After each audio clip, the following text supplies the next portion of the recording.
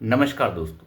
कुछ लोगों का ये मानना था कि प्रियंका गांधी जो हैं वो पोपट नहीं निकलेंगी, वो राहुल गांधी से बेहतर ऑरेटर बनेंगी। उनकी नाक इंदिरा गांधी से मिलती है, बाल इंदिरा गांधी से मिलते हैं और वो एक बेहतरीन ऑरेटर बनकर उभर कर आएंगी। मगर उन सभी लोगों की आशाओं पर पानी फिर गया जब प्रियंका गांधी ने संविधान के 75वें वर्षगांठ के ऊपर बोलना शुरू किया। सब पानी फिर गया, कुछ भी नहीं बोल पाई वो। उन्होंने ऐसी ऐसी बातें बोल दी जिसके बाद से खुद को शर्म आनी चाहिए प्रियंका गांधी को कि किस तरीके की बातें वो बोल रही थी।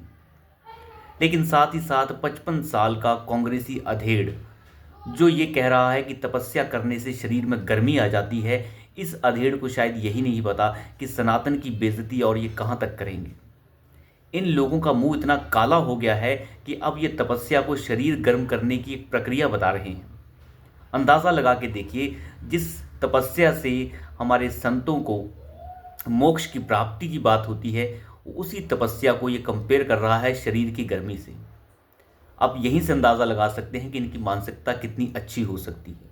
ये कुरान के ऊपर कभी कुछ नहीं बोलते, क्योंकि पता है कि कुरान के ऊपर बोलने से कठमुल्ले इनकी गर्दनें इनके तन से अलग कर देंगे। लेकिन खैर, इन सभी बातों से अलग संविधान के ऊपर चर्चा चल रही थी। शुक्रवार से ये चर्चा शुरू हुई कि संविधान के ऊपर चर्चा होगी और इसकी शुरुआत कांग्रेस पार्टी की तरफ से प्रियंका गांधी ने की। लेकिन शुरुआत इतनी भद्दी और बेकार थी जिसके बाद से लगने लगा कि चर्चा संविधान की नहीं, ड्रामे की हो रही हो। वहां पर प्रियंका गांधी ने बोलना शुरू कर दिया और कहना शुरू कर दिया कि किस तरीके से संभल के अंदर 4-5 युवाओं को मौत के घाट उतार दिया गया। वो बताना भूल गई कि वो सभी के सभी गुंडे, मवाली और पत्थरबाज थे। लेकिन मुसलमानों के लिए जो छाती प्रियंका गांधी की फटी, वो छाती उनकी उस समय नहीं फटती है जिस समय कन्हैया लाल की मौत के घाट उतारकर उसकी गर्दन को अलग कर दिया जाता है। वहाँ पर प्रियंका गांधी की जो आवाज़ है वो उठती ही नहीं। इन सभी कांग्रेसियों की जो छाती फटती है वो केवल मुसलमान प्रेम के लिए फटती है। खैर, इन सभी बातों से अलग वो भूल गई कि चर्चा जो है वो संविधान के ऊपर हो रही है। जब संविधान के ऊपर चर्चा हो रही है तो संविधान के ऊपर बोलना चाहिए। जो रोज सुबह शाम संविधान की किताब लेकर घूमते रहते हैं, जेब में लेकर घूमते रहते हैं, वो संविधान की बात करने के बजाय संभल के मुद्दे पर चिल्लम चिल्ली कर रहे हैं। आप यहीं से अंदाज़ा लगा सकते हैं कि उनकी संविधान की नॉलेज कितनी ज़्यादा होगी।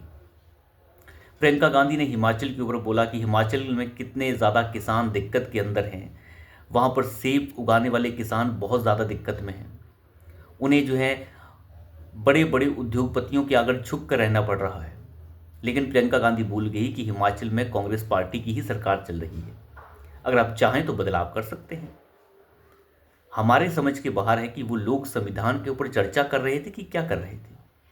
संविधान के ऊपर चर्चा हो रही है और आप उल जलूल फालतू की बातें कर रहे हैं।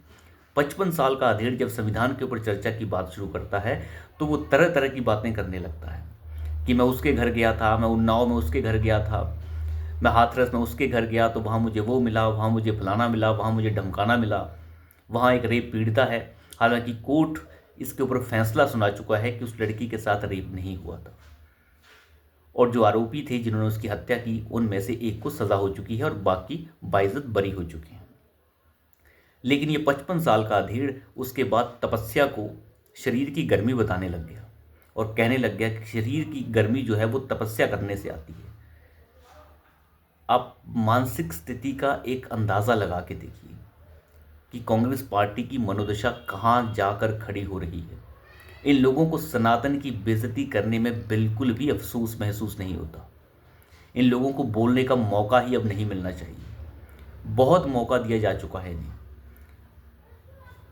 संविधान के ऊपर चर्चा हो रही है, प्रियंका गांधी पहली बार बोल रही हैं और अनाप शनाप ऊल जलूल जितना बोल सकती हैं वो सब बोल रही हैं। उनका कहने का एक पॉइंट और था कि प्रधानमंत्री तो भेष बदलते रहते हैं। उन्होंने शायद याद नहीं किया कि राहुल गांधी कितनी बार दत्तात्रेय ब्राह्मण बन जाते हैं, कितनी बार माला पहन लेते हैं, कितनी बार कपड़ों के ऊपर जनेऊ पहन लेते हैं। भूल गई हैं। लेकिन उन्हें याद दिलाना बड़ा आवश्यक है। ये दोनों अधेड़ जो हैं, इन्हें लगता है कि इस देश की जो राजनीति है वो इनके बिना अधूरी है, इनके बाप दादाओं के बिना अधूरी है। वो कहती हैं कि 55 साल का हिसाब क्या मांगते हो, अभी का हिसाब बताओ, तुम क्या कर रहे हो। तो तुम ही बता दो ये क्या कर रहे हैं। तुम्हारे अंदर इतना ही नॉलेज है तो तुम ही बता दो इनके अंदर क्या गलतियां हैं। बस एक ही शब्द है इनके पास, वो है अडानी। अडानी अडानी अडानी। हमारे तो समझ के बाहर है कि अडानी का मुद्दा है क्या। बिल्कुल समझ नहीं आता कि अडानी किससे क्या लेना देना है भारतीय जनता पार्टी की सरकार का। लेकिन इन्हें सिर्फ एक ही मुद्दा है। दूसरी बात जो खत्म की राहुल गांधी ने, कि हम तो जाति जनगणना कराएंगे। अरे तुमने फूटो यहाँ पे, तुमने 55 साल से वो जाति जनगणना करा क्यों नहीं ली। आखिर दिक्कत क्या है जाति जनगणना कराने में। हम तो तैयार हैं जाति जनगणना कराने में, कोई दिक्कत नहीं है, लेकिन उससे होगा क्या। इन लोगों की मानसिकता गिरी हुई है। अगर जाति जनगणना करानी है तो फिर मुसलमानों की भी एक एक जनगणना होगी। उस जनगणना से डर जाते हैं ये लोग। केवल हिंदू पक्ष को तोड़ दीजिए, बाकी मुसलमान का कठमुल्ला वोट तो इनके पास आ ही जाएगा, और उन्हीं कठमुल्लों के लिए इनकी छाती फटी जा रही है। जहां भी मौका मिलता है वहीं पहुंच जाते हैं। कन्हैया लाल को जिस तरीके से मौत के घाट उतार दिया गया वीडियो बनाते हुए राजस्थान में, जिस समय इनकी कांग्रेसी जिहादी सरकार चल रही थी, लेकिन उस मामले को ये भूल गए। वहां पर नहीं जाएंगी प्रियंका गांधी। संविधान के ऊपर चर्चा हो रही है लेकिन ऊल जलूल बातें हो रही हैं। इनका संसदीय परंपराओं से क्या लेना देना है, यहीं से आप अंदाज़ा लगा सकते हैं कि ये कितने संसदीय हैं।